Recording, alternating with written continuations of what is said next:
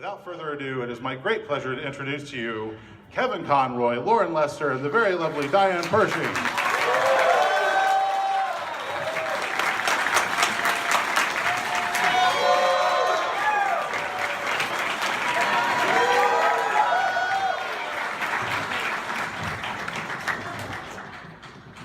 Hi, everybody. Hey. In all honesty, I've done a lot of these things. How cool is this? I mean, come on. Thank you so much for coming to San Antonio, all three of you. It's wonderful to have you. Everybody's been great. Been a blast. Yeah, it's been great. Southern hospitality, right? Absolutely. There you go. Now, all three of you, if I'm not mistaken, you all three kind of started your careers in the late 70s in terms of the entertainment industry. All three started working. Yeah. Although, Diane, I think you were the only one that started with voice work, right? Like that was kind of your start, was voice work? No. Not quite? Not quite. What was your first gig? Actually, my first work was as a singer Oh, all right. and as an actor. There you go. And then about 10 years into that, I began voice work, and I've been doing that ever since. Pearl Pure Heart? Cool, yes. Pearl Pure Heart, yes. That was, I mean, none of you know that, right? The New Adventures of Mighty Mouse? I know that, but Yeah? I'm older than most of these people, so yeah. But well, let's talk. We could obviously go back and talk about careers, but we're here to talk. I mean, everybody's here to talk about Batman. So when you guys got contacted about this, I would imagine at the time, because up until that point, an animated series was just thought of as a cartoon, kind of just a fun kids thing that kids could watch on TV. People didn't think that it would be something that could appeal to all ages. So when this was first presented to you guys and you saw what they were doing, what were your initial reactions? And we could go through each of you on this. What were your initial reactions when you saw just exactly how this was taking shape? Well, we'll each speak from our own experience, but I had never done an animated character before. This was my first audition for an animated character. A virgin. And that just doesn't happen. And they were very gentle. Yes.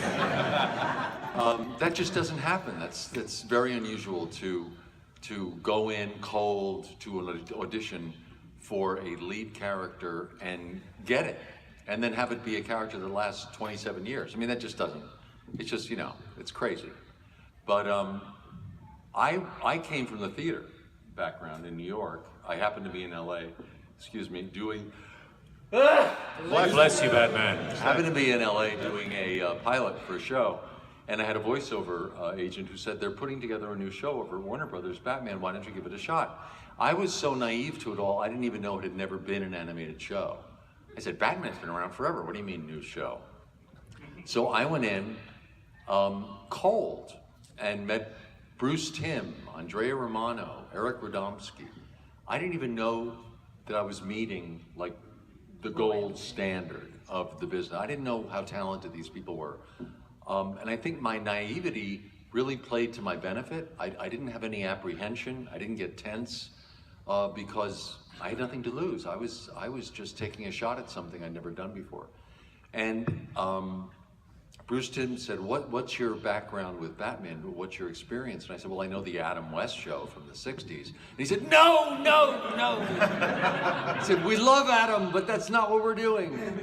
He said, and he described the character, the darkness, the drama, the grittiness, that they wanted to go against animation stereotypes. They wanted, I said, well, my only background is theater. He said, well, that's what we want. We want stage actors. We want to go against that mold of traditional animation voices. So they intentionally, from the very beginning, were looking beyond the stable of traditional voiceover actors in LA. They used a lot of those people, like the Jim Cummingses, and people who could do a million voices.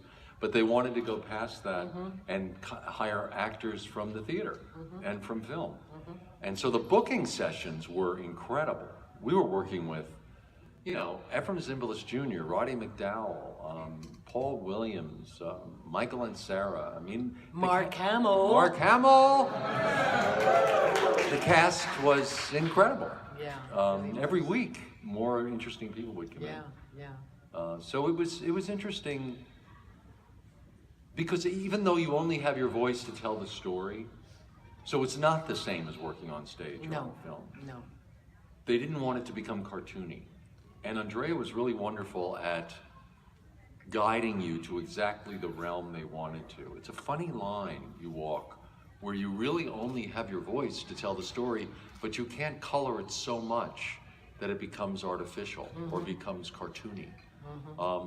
But it can't be so flat like you do on film because you don't have your body to tell the story with. So it has to be slightly enhanced. But it's a funny line, and I think you got the same impression. A lot of people who'd come in, who do it for the first time from film or TV, wouldn't get it. And they think they were giving this great performance, and you think, they just don't get it. They think the camera's picking something up, but the camera's not there. That's right, yeah. So you could tell when people would get it and people wouldn't get it. Yeah. You want to go now, Loren? Yeah, as you said, I started in the late 70s, so the very first animated... You must be old. That wasn't why I pointed it out. The gray is coming I was 10 when I started. I was precocious. You guys know Hanna-Barbera, of course. So I was working at Hanna-Barbera, and by the time this show came around, which was, like 13 years into I had been doing this, it was just, to me, it was just like, oh, this would be a really great gig. This would be really fun. Really enjoyed it. And there was an extra element to it because I was a huge Batman fan from the 60s. I lived through that show. I always thought at the end of Tuesday night's episode they were going to die. And I had to watch Wednesday to see if they'd come back. And they always did. It's so weird. But anyway, so by the time I auditioned for this show, it was not what we perceive it today, which is like, oh my God, the greatest animated show ever. We're still talking about it 27 years later. Nobody knew that. We had no idea. It just was a great job. And I was very sad when it ended, but it was time to move on to another job. And now, here we are 27 years later, and we're not moving on at all. And I have a completely different story. It's joy, it's serendipity. I was hired to do the show, to do a couple of incidental, a reporter and a nurse or whatever. And the person who was supposed to do Poison Ivy didn't show up for whatever reason. I have no idea what. Had to cancel, I don't know. And Andrea Romano asked me if I'd like to audition on the spot. And I looked at the copy, and I looked at the picture, and I said, oh yeah, I can do this. She's sexy, so I have my cosmetic voice, which I used all the time on commercials.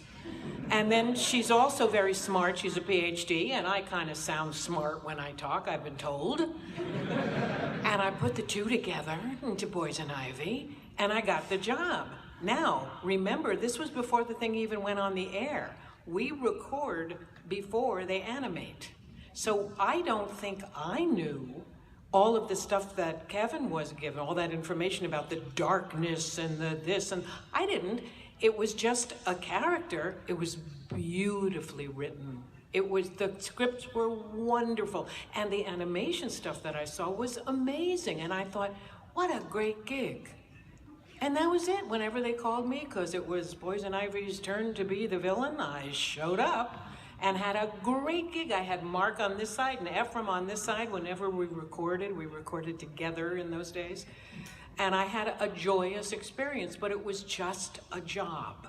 I mean, and I don't mean just a job, I mean a job, you know. Really good job. A really fabulous job. Voiceover working, if this is how you can make your life, I mean, excuse me, is about the best thing you can do. So that's my story. It's a little different, you know, but boy, and then to be told all these years later, by the way, you were my childhood. Oh, what that does. It's so amazing. So that's my story. And one thing I want to... Stop. No!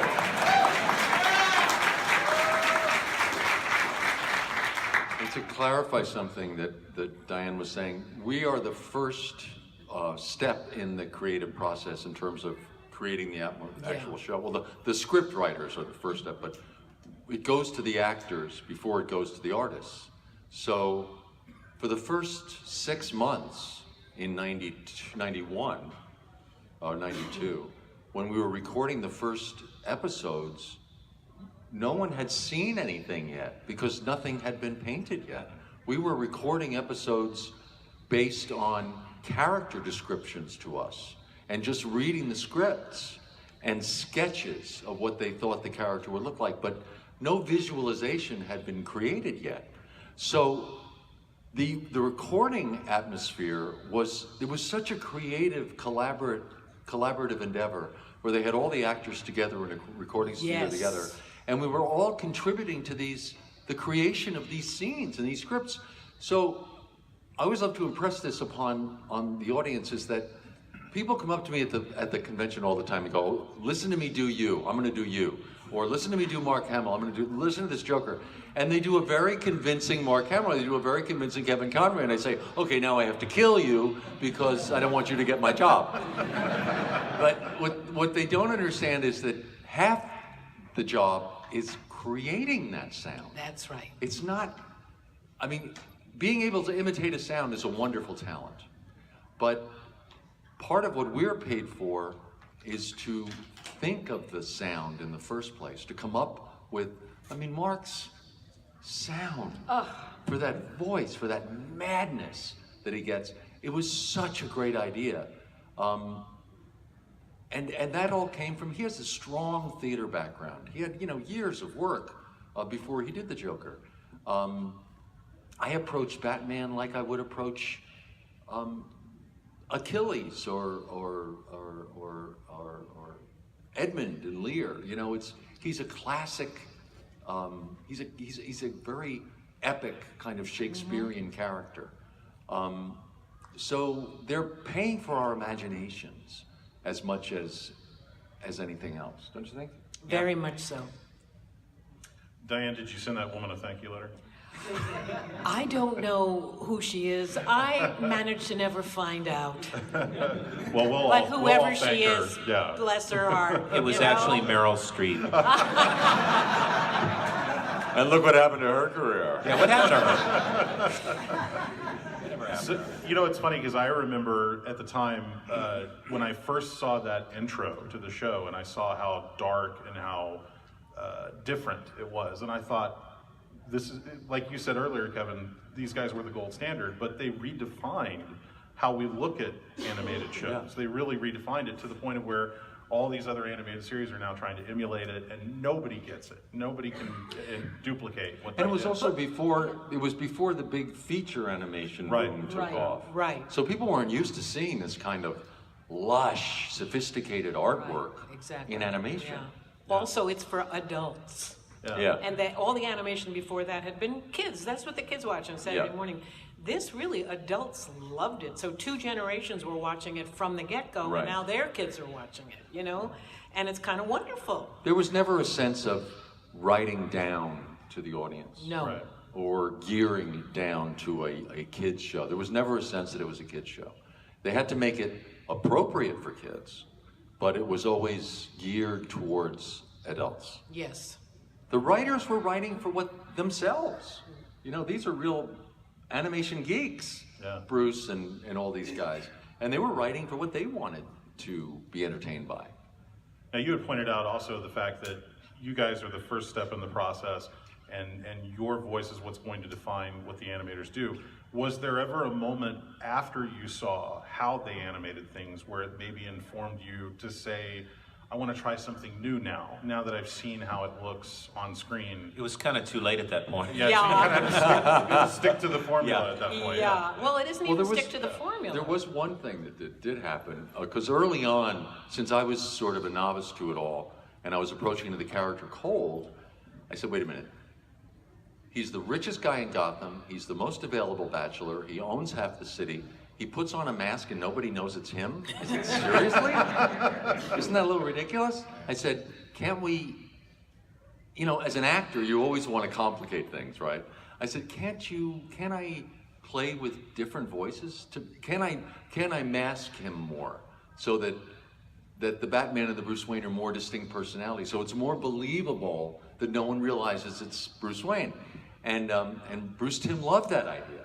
So my concept early on was, there's a wonderful movie from the 30s or 40s called The Scarlet Pimpernel. Yes. That Leland Hayward did. And he plays this member of the court, I think it's during the French Revolution. Leslie Howard. Leslie Howard, didn't I say Leslie Howard? Yes. said No, you Leland. said Oh, Leland Hayward, no. I LH. I mean, Leslie. Same initials. Right initials, wrong name. Leslie. sorry, didn't mean to. No, you're right. He's sort of a fop during the day in the court, a dandy. And at night, he's this Robin Hood character saving people. And I thought, well, I loved his performance in that. So I tried to make it much more of a distinction with Bruce Wayne being the performance, being the face to the world of a playboy bachelor. So there was a lot of sarcasm in Bruce Wayne. There was a lot of humor. There was a lot of lightness to the voice. And Bruce Timm loved it. And they loved it and they started writing towards it. But then, this was all the first 6 months before we had seen anything. And when the artwork came back, and they realized how dark, how gritty, how noir this world was that they created, that Bruce Wayne voice was just inappropriate. It was too jarring. So they loved all the Batman stuff that I had done, but they actually had me go back and re-record the Bruce Wayne voice and just tone it down so that there was still a distinction, but it was much less so. So it wasn't jarring, you know what I mean? But that's the only change I can think of that happened after we saw things. Yeah. Now, you've all done work with these characters and then revisited these characters for later projects, including video games and things like that. How did the process change as the years went on? Like from when you started doing it back in the 90s and then kind of going into more present day, the process of recording voiceover work, how has it changed? Yeah, and that's one of the things that we really lost, and I know we've talked about this amongst ourselves and we really miss it. When we do interactive games now, for example, we're all alone, and it has to be that way because they're doing, you know, hundreds of cues and it's just the one person, then they bring in another person and they do hundreds of cues with that person. When we did this show, we were all in the room together. Even the people who were celebrities made the time in their schedules, and that's not true anymore, because we do projects now that say, oh, you know, such and such celebrity is going to come in and they're going to record it separately. Then it didn't matter, they were all there, and we all sat in a semicircle in the recording studio, and we did it like a radio play. And like Kevin was saying, we all had theater backgrounds, so that was exciting to us, because we bounced off of each other as if we were in a play together. And that's lost, they don't do that anymore. Yeah, we reacted to the other actor. Yeah. What the actor gave us, facially and right to us, we then naturally reacted. Nowadays, where everybody's basically calling in their stuff from all over the world because of schedules and expenses, you're having to imagine that someone is feeding you a line and then respond. And even though it's certainly effective, it's much less effective than we had that feeling that we had working ensemble. It was quite a wonderful, magnificent experience. Acting is as much about reacting Right. as it is acting. If you're given something from the other person, it gives you so much to react to play with. That's the wonderful thing about working with Mark. He gives so much. Amazing He's man. such a generous actor. Amazing man. That you have so much to play with. But with gaming, as Loren was saying, you're alone. And just because of the way they're constructed, you have to be alone. Yeah. And when you're 4 hours a day in a block, and then you get an hour for lunch, and then you're 4 more hours alone in a studio, and you're keeping the world of Arkham alive, you're keeping the character alive, they have to describe each scene for you, and you're just creating all this stuff in your own imagination. It's very complicated, it's very hard. And to keep the character alive, it doesn't have that joyous experience that you have when you're playing with the other actors. And when we were doing it, for example, in a fight, we would have to go through, maybe 5 or 6 different takes on the fight. All those things. In a game, it's a lot. Now this kind of death. Now you're only wounded. Now you're slightly dying. Now you're back from the dead. So. And trying doing that as the dinosaur grandmother and dying several different ways. How the hell does a dinosaur grandmother sound when she's dying? I mean, I wasn't there. I may be old, but And then they'll say, Diane, we love the dinosaur grandmother. Now, could you do her with a smile? Now, keep the smile and just give it a little irony. yes. Yeah. I tell you what, let's take some questions from the audience. I know you guys have to have some questions here. Who would like to kick it off? Hi. My question is for the whole panel. What was the one line during the recording of Batman the Animated Series that you guys just couldn't get out without cracking up? Also, I'm such a big fan of y'all. Y'all inspired me to get into acting, so thank you so much. Great. Fantastic. Great. Good luck. Thank you. Line we couldn't get through without cracking up. Well, There's always one line that you get stuck on. I can't think of. But it was 25 years ago. How are we supposed to remember? No, I do know that when we would record, you can't help but think of certain lines in a certain inappropriate way. So sometimes we would say the line and it would come out and, oh wait, I didn't mean to say it. That's not at all what I mean. Right. And then we would laugh about it. So it wasn't anything a specific line, but there are, right? Yeah.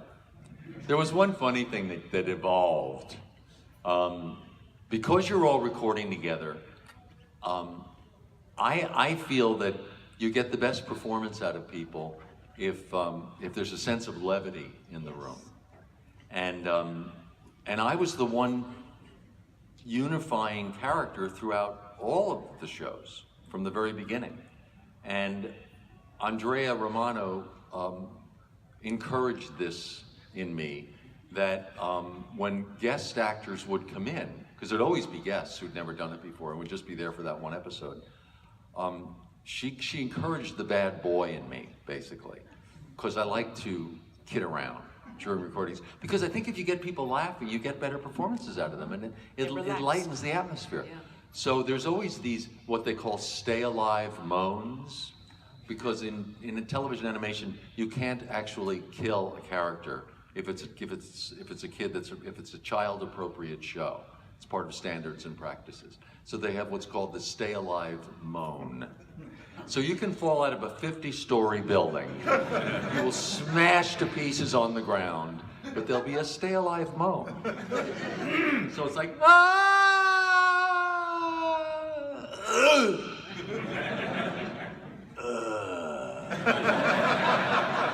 just so they know there's a hope of life, right? He's not dead. So once we had this whole room full of people, I went,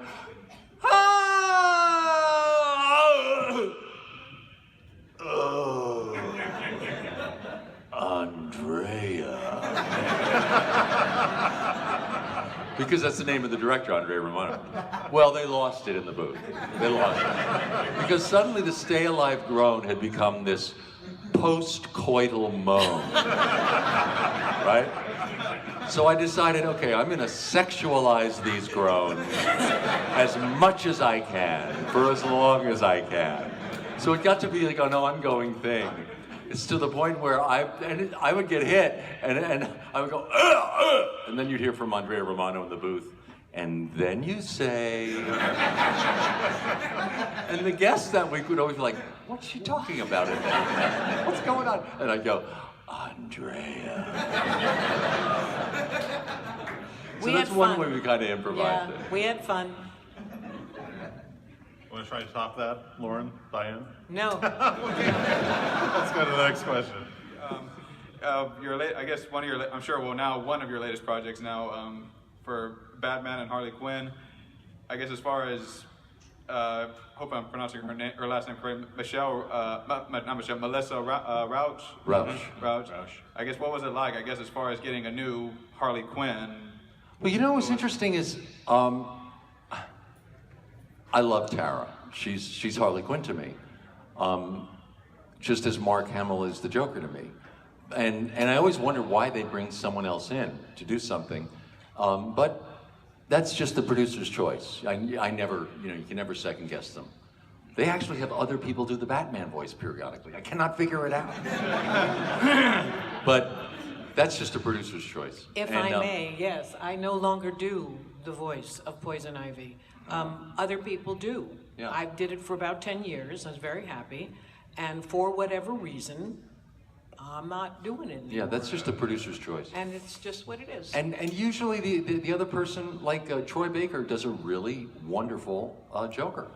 It's not Mark Hamill to me, but it's a wonderful Joker. So Melissa did a great job with Poison Ivy, with Harley Quinn. I was really impressed. I was surprised. But Tara, to me, is Harley Quinn. But Arlene Sorkin was Harley the Quinn. original. I mean, she was the original. So, in fact, the character was based on her voice. yeah, it was written for her. Yeah, Bruce Dini wrote it. Because I mean, Paul Dini wrote it for her. Paul Yeah. Dini had a secret crush Yes. on her. And he wanted to work with her. There's a little gossip, Hollywood gossip. So he wrote that character for her. Isn't that cool? Totally, sir.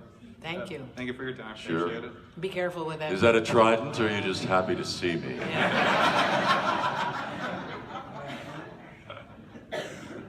I couldn't resist. I was going to do that. You two just stop. Gotta watch out where he points that stick. Yep. In either case, thank you all for coming to San Antonio, first of all. Kevin, this question is more for you. When making or doing the voice for Batman for the Arkham games, when you were working with Rocksteady, of course, those basically took the grittiness, darkness, noir of the animated series and just made it to where, hey, we could participate in it now, right? But when the final game came out, Arkham Knight, the way that it ends and the denouement of it all, which the statute of limitations is like done on that. Is a that couple of years. wild? That Yeah. ending of that game. And that's where it's where the question comes in your opinion, because it's rather ambiguous anyway. Much like the ending of, like, say, the Christopher Nolan Batmans. In your opinion, do Bruce and Alfred kill themselves, or do they escape? Because there's no real indication of it. They just close the door, and as soon as that door closes, Wayne Mansion goes boom. I think. What do you think about that? Well, no, I think the reason they left it ambiguous is the same reason they leave it ambiguous at the end of The Killing Joke. The point is for you to create the ending in your own head so that it can be different for each person. I was so proud of the ending of that, the performance at the ending of that, because Batman just, it's like he gets inhabited by the Joker. And that took a lot of recording. I was really proud of that. But it's the same with the end of The Killing Joke, where the laughter cascades over each other to the point where you're not sure where Batman's laughing and where the Joker's laughing, and then suddenly at the end it's just Batman laughing. But his laughing is becoming more and more like the Joker. Like maniacal. Like, yeah, he's out there. So I can't answer that. Because if I do, it'll go like on the internet tomorrow. Kevin says! And I don't want to do that to you because it's up to you, you know? It's what you want. Appreciate you. Thank you so much. Sure. Yes, sir. My question is what episode or movie impacted you the most as a performer when you're making a series or a movie? You mean the Batman series itself? Yes, ma'am. What's your favorite one? No, I think your question was what influenced us while we were making. What was the most impactful? What had the most impact? Right. Not that we recorded, but that impacted us. Well, yeah, okay. I grew up with the Batman series in the 60s, so I mean, I couldn't help but have Burt Ward's voice in my head, and that was one of the things that led to me to create the voice that I created for Robin. And I was obsessed with that show.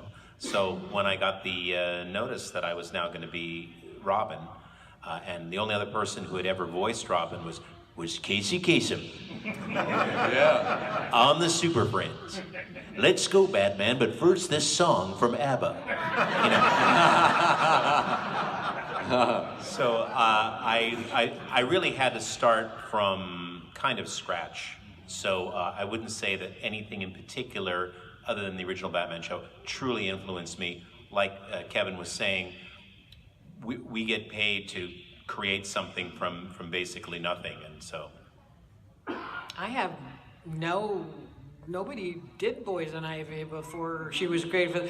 I will say that I loved the 60s Batman. I thought it was so hip. Yes, we use that word hip. It was really a cool show and I loved it, but I had no particular influence on me except what I described to you when I described how I got the voice.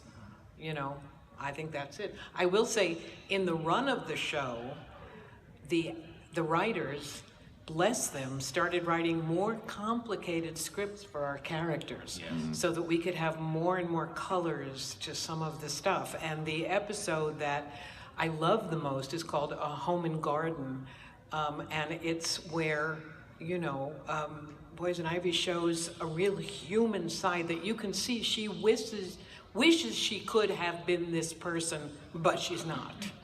But she wishes she could, and all of a sudden you see this softness and this maternal, wifely human being. And I was so blown away that the writers thought that I, as an actor, could pull this off. And by the way, by God, I did. So there. I guess, what influenced me the most? I always saw Batman as a very theatrical character. And I think what I love about playing him is his complication. He has no superpowers. He is just a person who's so badly damaged by life, and he refuses to let it crush him. And he takes that pain and he turns it into something good. He turns it around, and he wants to cure the world. And that's what the audience loves about him. He's so noble. And that's why people can relate to him, because everybody's damaged. We all have baggage. No one's life is perfect. But he doesn't let it crush him. And I think in approaching the character, that was always the key to getting into him, was the murder of his parents. That's what led me to going to such a deep, dark, angry kind of place. And then as I got more comfortable there, I realized, oh, this isn't the performance. This is who I am. This is who I was turned into. And then to face the world, I put on a suit and I become Bruce Wayne. And that's the performance.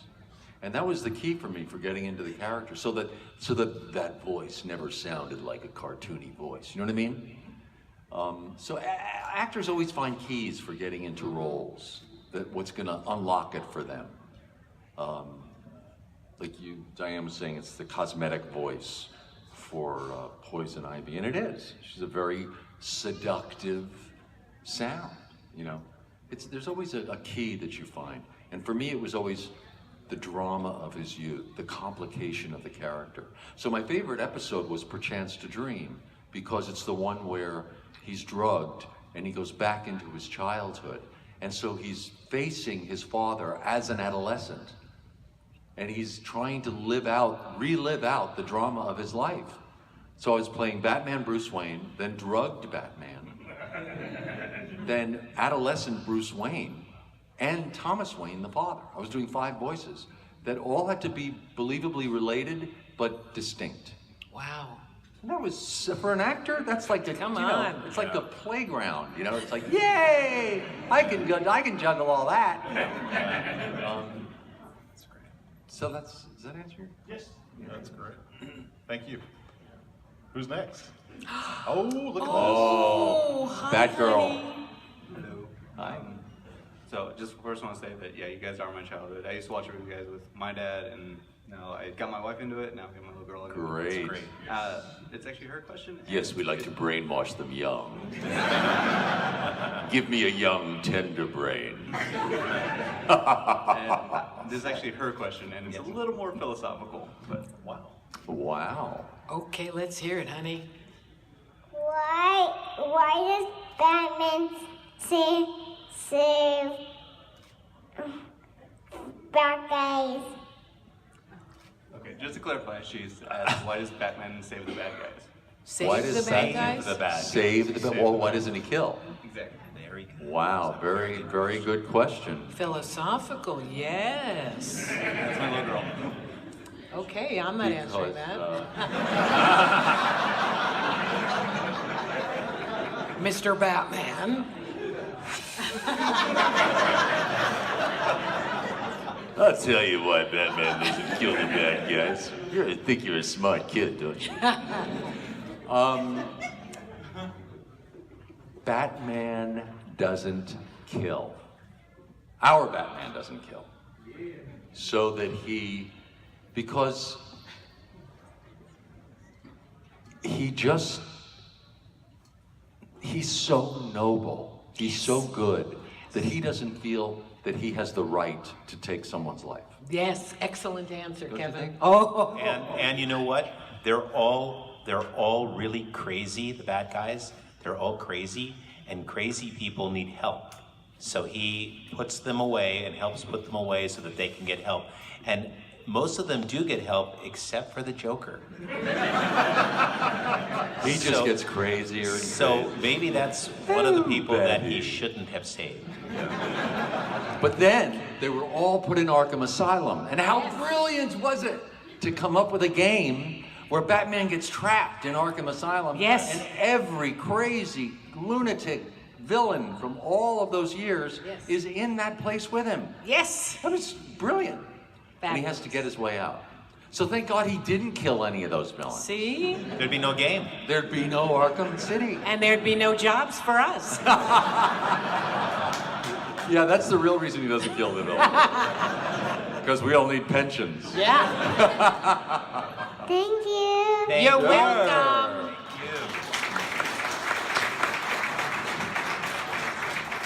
No. Just to let you guys know, Yeah, she's a we're smart getting kid. really close, but we'll try to get through as many as we can. If we can just keep it real short, we'll get through as many as we can. So it has been about over 20 years since the 90s Batman. 27.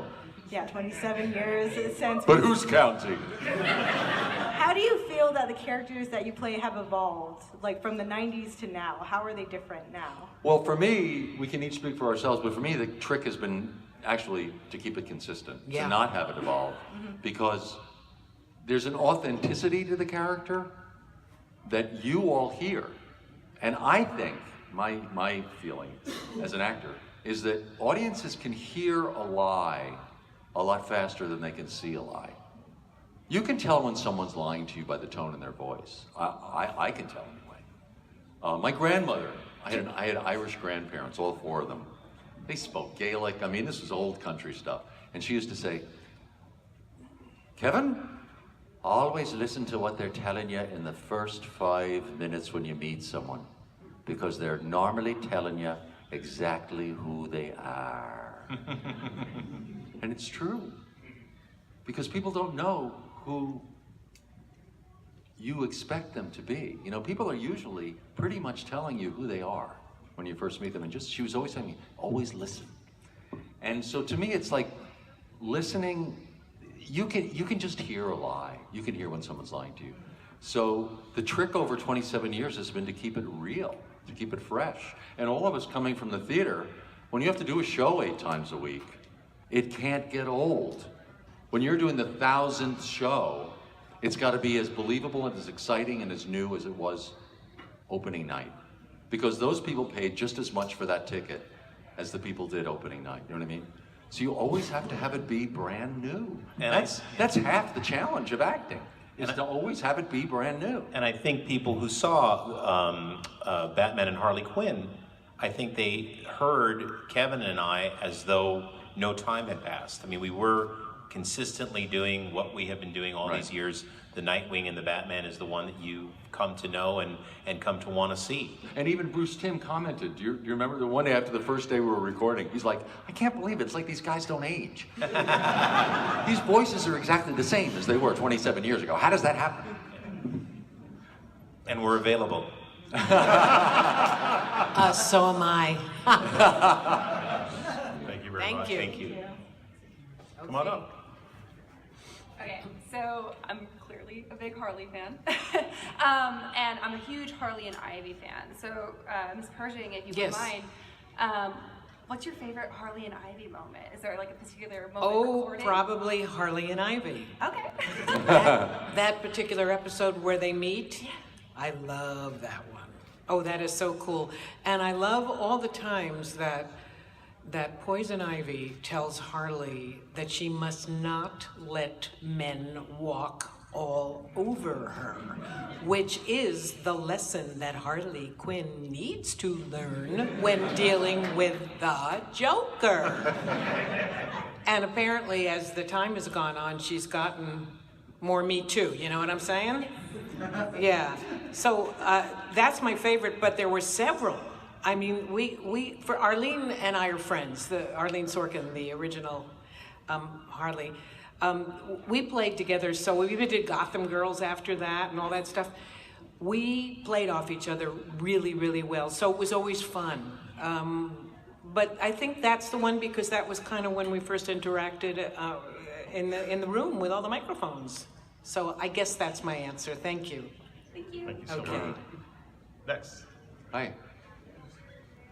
Loren, Kevin, it's great to see you guys again. Thanks. Hi. You Yeah. too. I got a chance to meet Diane today. And Yes. my question for you guys is, have y'all ever seen Batman Beyond? Have we ever Seen seen it? it? Yes. He was in it. Sure, I was in it. Yeah, of course. Yes, and I was old Bruce Wayne. that's right. And, Well, I guess that's not the question, though. You were in it, but did you ever see it? Oh, yes, of course. Okay, good. yep, that's right. Yep. And Will Friedle, aka Eric Matthews, was involved in that as well. He's a wonderful guy. Yep. So would you guys say that Batman Beyond might be just a little bit more epic than the 1992 Batman animated series? No, because No. I wasn't in it. No! Is that an answer? Oh yeah. Thank you. What he said. Oh yep. Well, I love them both myself. Good. And, Good Yeah, answer. they're both good, Yep. And but ours is better. you got it. And I'm proud that you guys were able to make history with all that good animation. We Thank are you. too. Thank Thank you very you. much. Thank Thanks. you. All right. Who's next? Hi. Hi. Hi. Sorry, I'm a little shy. My question is for all of you. What do you guys think of the other versions of Batman, like Ben Affleck, Val Kilmer, Christian Bale, Michael Keaton, all those guys? What do you guys think of the other versions? Well, I thought it was kind of wild I thought it was crazy actually when Warner Brothers didn't give the franchise to one actor, because that's traditionally what happens. They build a franchise around someone, Sean Connery, James Bond, that kind of thing. But then when I saw how differently each character approached it, I thought, wow, this is kind of brilliant. Because you realize how different a character becomes just given by who the actor is putting on the mask. They're all valid. They're all different. Mark Hamill is the Joker to me. He's my Joker. He's the Joker. But then I saw Heath Ledger and I thought, well, he's not better than Mark, but he is crazy. He's a whole different kind of crazy. And I loved him in that role. But I love Mark. And then Troy Baker comes along. It's a whole nother kind of crazy. So audiences always ask us to do a qualitative judgment on the other Batman shows. And I think it's really unfair to try and do that. I'm a big Michael Keaton fan. Oh, me too. I loved his. I loved Michael Keaton. But I thought Ben Affleck's was brilliant. It really Perfect. was. It was great. He did his voice, of course, Ben Affleck. You know Well, that. he was just imitating me. Yeah, he was. He was, seriously, because he does not talk that low. That's not his voice. He has a much higher register, Affleck. He was trying to imitate. He tried. Okay. Yeah, the darkness that Kevin talks about, each actor in the film roles has a different way to do darkness. Yeah. I mean, Michael Keaton's is a much more manic darkness. Yes. Christian Bale's is a much more brooding one. Each of them has their own qualities as an actor, and therefore brought that to the roles, and the directors obviously had a vision. And so they're all wonderful. Yeah. They really are. Yeah. Okay, guys, we have 60 seconds, so can we Uh-oh. rapid fire these last couple of people here? boy. Real quick, one Real more. quick, guys. One more. Real quick. Thank you. You're Sure. welcome. What's your connection with the comic books during all of this? Nothing. You should ask that question too, is Mark Hamill. Mark is a comic book genius, maven. He loves that whole world. He can tell you what episode, what number of what issue of what comic book the color changed from yellow to sunshine. You know what I mean? It's unbelievable. I had no comic book action. We have no background at all. connection. But I can tell you that since we've been doing these conventions, and since the people who now write comic books were very influenced by what we did, I've educated myself about the whole thing. So like the most recent Nightwing book was written by a guy who said when he was writing it, he heard my voice in his head, you know. So it's a reciprocal thing, so I feel obligated to make myself aware of what's going on in comic books now. Great. All right, thank you very much. And last but not least, One more? Oh, we got one more, two more. Real quick, guys, real quick. 'Cause we got to get another panel. This one's for Kevin, real quick. When you did the episode Epilogue with older Terry and the flashback with Ace, how did that affect you? Justice League Unlimited. How did that affect me? Yeah, like when you went into the role, knowing that Batman had to show like a more emotional side, how did that affect Yeah. you? As I said before, I love approaching the character whenever his humanity is shown, because that's what makes him so unique as a superhero. He has no superpowers. It's almost as if his passion is his superpower. So anytime he's a damaged guy, you know, he's damaged. As he says in one episode, I'm a rich boy with issues. I'm just a rich boy with issues. You know, he has issues. So I loved in that one the reflection that he has to go through about his life. I love moments like that. It helps that he can kick everybody's butt, though. It There helps a you little go. bit. It helps just a little bit. Thank you for your question. And let's One bring more. it home. One Really last quick one. Real quick. Even though I haven't really seen your things, my dad told me about it. Uh-huh. And I have a question. What's your favorite character other than yourselves? In our show, She asked, "What's our favorite characters other than ourselves in our shows?" Oh, the Joker, definitely. Because I think Batman and the Joker are kind of the yin and the yang of each other. Batty. Between Joker and Harley Quinn. That's me. And we got to work with the greatest assortment of character actors who all played villains, and I'm often asked which villain did I like the best, and it's really impossible because every week we would come in and there would be somebody else who was a movie star or a TV star or somebody we had grown up with watching, and I would just be so thrilled to be working with those people. So I can't really pick one particular because there were a lot of wonderful, wonderful villains, and I really love them all. thank you. Batman is almost more about the villains than he is about Yeah. it is about Batman. Yeah. Okay. The villains are really the stars. You'll like the show. Watch it. It's coming out on You Blu-ray. gotta watch the show. And also, please visit us Yes, at our they booth. will be downstairs signing at their booths. Okay. Yes. Please come see them at their booths and check out Amazon.com and order Batman the Animated Series hitting Blu-ray in November. Everybody give a huge hand to Kevin Conroy, Loren, Diane Pershing. Thank you so much, guys. Thank